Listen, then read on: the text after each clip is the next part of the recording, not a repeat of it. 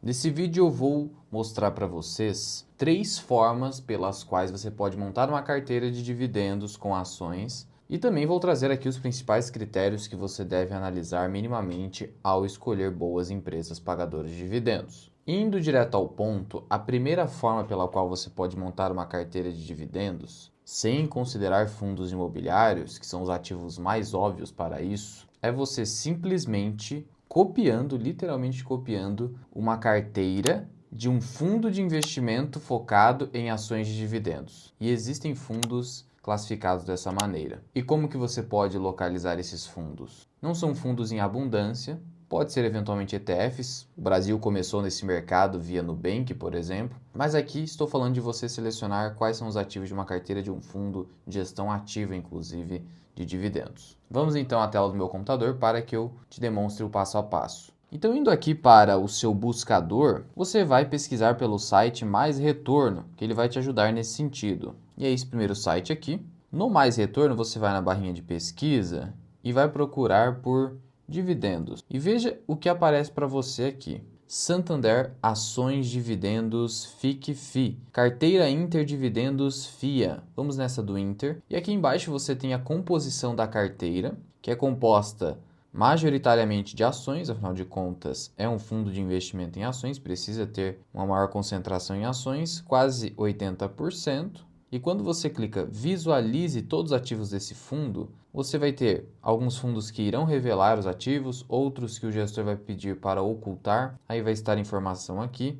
Quando você clica em ações, vai aparecer omitido pelo gestor. Então esse é um caso em que há omissão deliberada do gestor. Então você procura outra. Vamos então aqui na da Plural Dividendos, fundo de investimento em ações. Quando clicamos aqui em ações, temos Vale, Itaú, Petrobras. E alguma aqui foi omitida pelo gestor, inclusive a maior participação do fundo. Então você vai tendo noções ali de como os gestores procuram ações que possuem um bom histórico de pagamento de dividendos e que podem continuar sendo boas pagadoras de dividendos. Esse é o melhor dos métodos? Não, na verdade é o pior. O ideal é que você faça isso apenas quando você é iniciante e quer ter uma noção de quais são as empresas que os gestores de fundos entendem como sendo boas pagadoras de dividendos, só para você ter um filtro inicial. Essa que é a ideia. E uma segunda forma para você montar uma carteira de dividendos com ações é você analisar a carteira teórica do IDIV, que é o Índice de Dividendos da B3, que é uma carteira teórica de ativos voltados para uma carteira de previdência, efetivamente. E como que você poderia fazer isso? Analisando individualmente quais são as ações que estão nesse índice. Nós não temos o índice Bovespa, não temos outros índices globais, temos o índice só de ações de dividendos da B3. Voltando aqui para a tela do meu computador, no seu buscador você pode digitar IDIV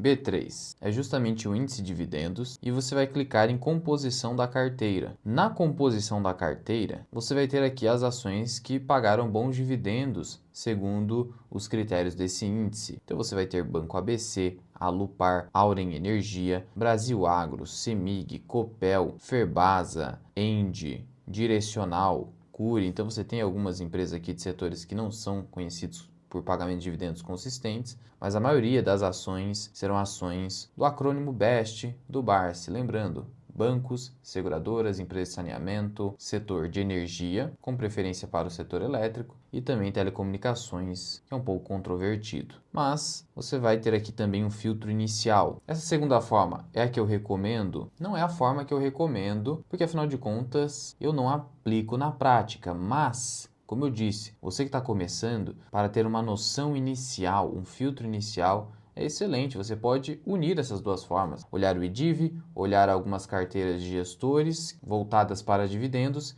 e aí fazer o seu filtro inicial. E a terceira forma, que deveria ser a forma adotada majoritariamente pelas pessoas, é justamente a forma do stock picking, em que você seleciona individualmente as ações. Então, por exemplo, eu gostei do Banco ABC, vou analisar o Banco ABC para verificar se caberia numa carteira de dividendos. Lembrando que é importante no filtro inicial buscar empresas que de fato estão no setor de atuação, no setor de atividade mais resiliente a ciclos econômicos, porque vocês sabem, em dados momentos a economia está indo bem, em outros momentos ela está indo mal, em dados momentos nós temos inflação controlada, em outros momentos uma inflação descontrolada, em alguns momentos taxas de juros elevadas, o que desestimula negócios, em outros momentos taxas de juros mais baixas, o que estimula negócios. Então você tem que buscar empresas que, independentemente desses ciclos de altas e de baixas, você vai ter ali dividendos mais ou menos previsíveis. Isso é possível?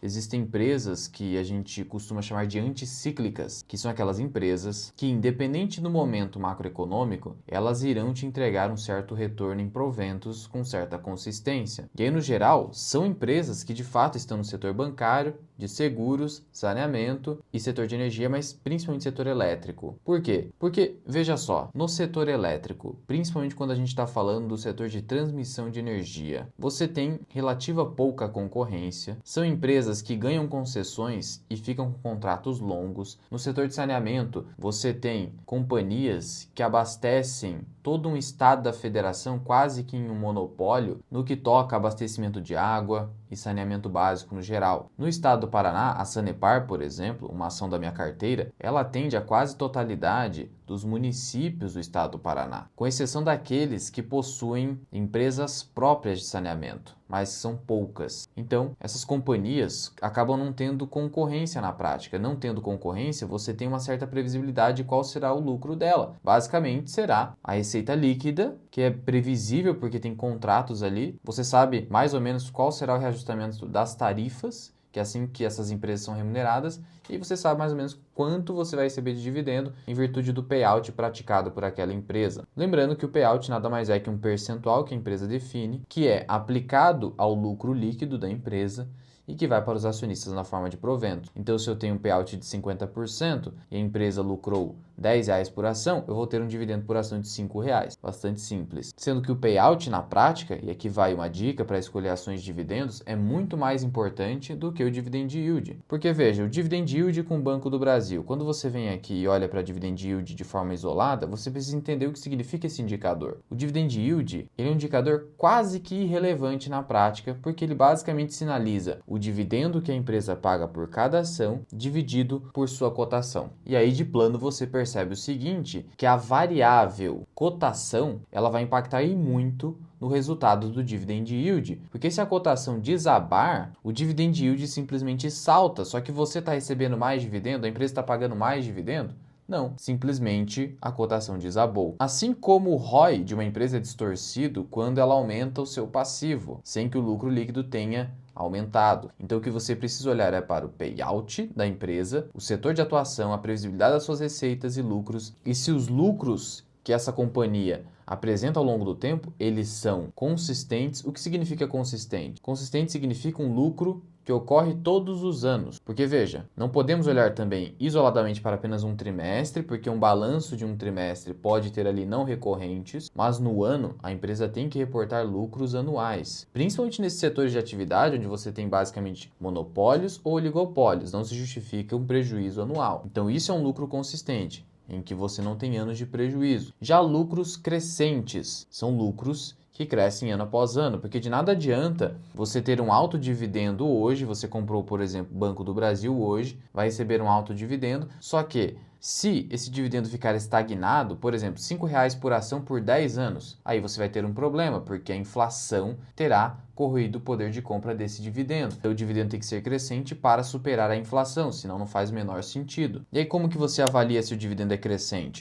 Você vai avaliar o histórico da empresa. Você pode começar aqui pelo indicador LPA, lucro por ação, para verificar se ele tem crescido ao longo do tempo, e sim, o lucro por ação de Banco do Brasil, por exemplo, em 2016, era de R$3, saltou agora para R$11. O payout do banco, ele evoluiu? Evoluiu também, chegou a ser de 25% aqui, 35% em 2014, mas aí você já percebe que foi crescente, porque se eu tive um payout de 35%, com lucro por ação de R$3, eu tive um dividendo bem menor do que hoje, em que o payout saltou para esse ano de 2024 em Banco do Brasil para 45%, com um LPA que pode superar R$13, inclusive, segundo as projeções do mercado. Portanto, na seleção individual de uma carteira de dividendos, você precisa olhar para o payout. O payout não pode ser muito baixo, mas também não pode ser muito alto. Você vai comparar com os pares setoriais, você vai verificar Ok, Banco do Brasil paga um payout de 45%, mas e os outros bancos? Eles pagam quanto? Qual o payout praticado pelos outros bancos? E você vai verificar que o payout do Banco do Brasil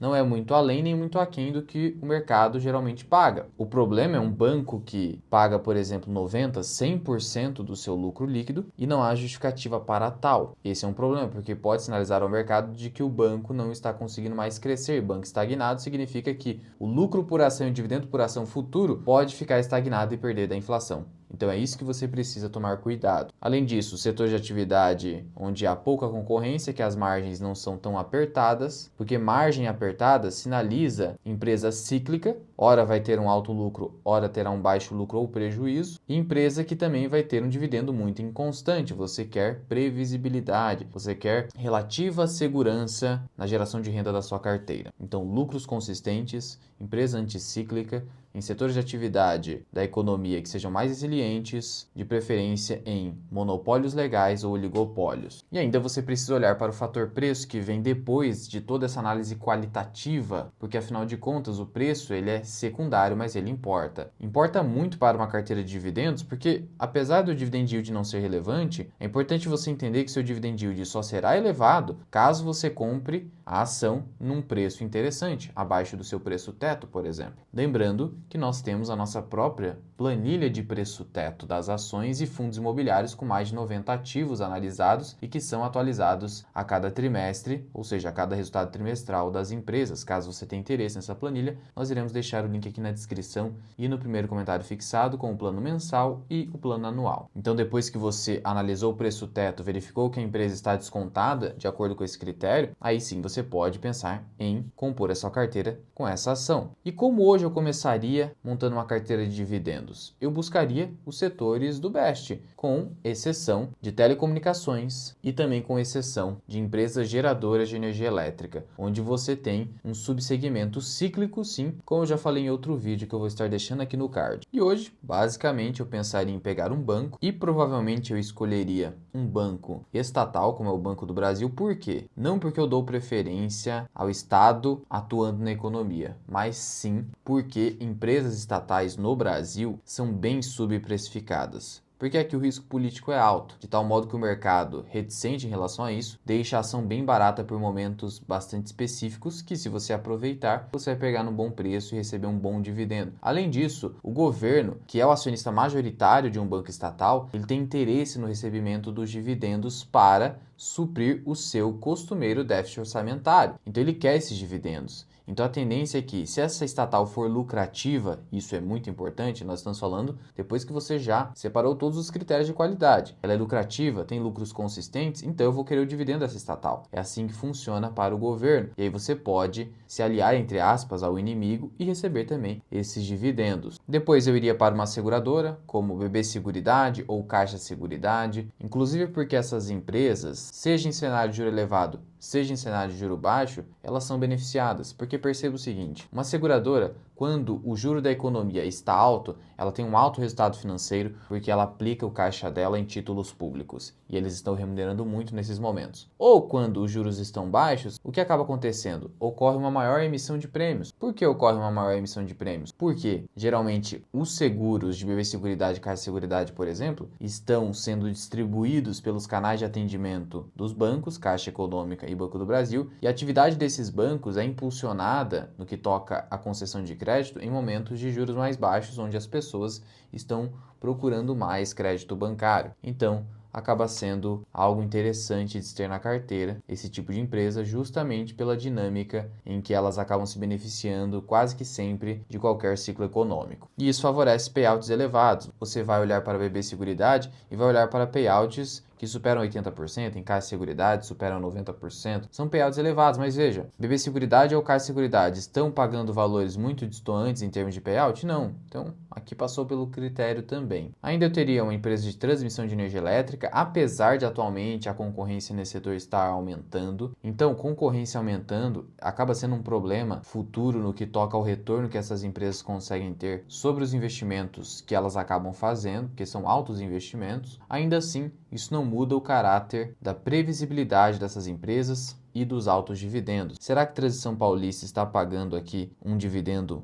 abaixo do setor no momento, o payout atualmente aqui está relativamente baixo, que a média da empresa é pagar 56% e está pagando 36%. Aí você precisa entender o que está acontecendo. Mas ainda assim, 36% é muito abaixo do setor. Quando nós olhamos para a Alupar, está com payout mais alto do que o normal. E quando nós olhamos para a Taesa, também está em 70%. Então veja que a Alupar e Taesa estão com payouts bem próximos no momento, mas a Tradição Paulista está bem abaixo do setor. Nós falamos que quando está muito acima da média do setor é um problema, e quando está abaixo não é necessariamente um problema, porque pode estar acontecendo isso porque a empresa está num ciclo de investimentos. Aí você precisa avaliar individualmente o que está acontecendo naquele momento. Se for algo justificado, tudo bem você encarteirar a empresa. E ainda uma empresa de saneamento. Eu começaria hoje, atualmente, pela Copasa, porque a Sanepar já superou o nosso preço teto que está na planilha, ao passo que Copasa está num preço muito próximo do preço teto, mas o que também poderia me mover a Copasa é o fato de que ela está no momento de pagar mais dividendos, até porque o estado de Minas Gerais está precisando de mais dividendos do que o estado do Paraná, então isso também é um ponto estratégico ali, sendo que o payout atual é de 78%, acima da média histórica, e ainda é uma empresa que paga dividendos numa periodicidade mais interessante do que a Sanepar. Sanepar tem uma certa demora entre o anúncio e o pagamento. Então procure também empresas que paguem pelo menos a cada semestre, senão seu fluxo de renda fica muito demorado. Não estou dizendo que você tem que forçar dividendos mensais, mas o ideal é tentar buscar pelo menos semestral, e aí algumas empresas ali pagam trimestralmente, buscar uma periodicidade um pouco mais apertada, não necessariamente mensal, que pode ser um problema. Aí se você precisar necessariamente de mensal, aí o melhor veículo são os fundos imobiliários mesmo, mas só se você realmente necessitar. E aqui são as linhas gerais para que você possa montar uma carteira de dividendos com ações. É claro que isso aqui necessitaria de um detalhamento ainda superior, mas precisamos reconhecer as limitações de tempo para o YouTube, por isso, no nosso treinamento FMI, Formação Mirai Investing, nós trazemos um grande detalhamento sobre o assunto e muito mais. Inclusive, criamos uma lista de checagem para você escolher ações do Absoluto Zero, e essa lista também fica disponível para quem assinar as nossas planilhas, e o FMI deve ser lançado em breve. Então já se inscreve no canal aqui e ativa o sininho para ser notificado dos nossos conteúdos e não perder a segunda turma do Formação Mirai Investing. Qualquer dúvida, deixa aqui embaixo nos comentários. Muito obrigado por ter ficado comigo até aqui. Eu sou o Luan, esse aqui é o canal Mirai Investing. Até o próximo vídeo.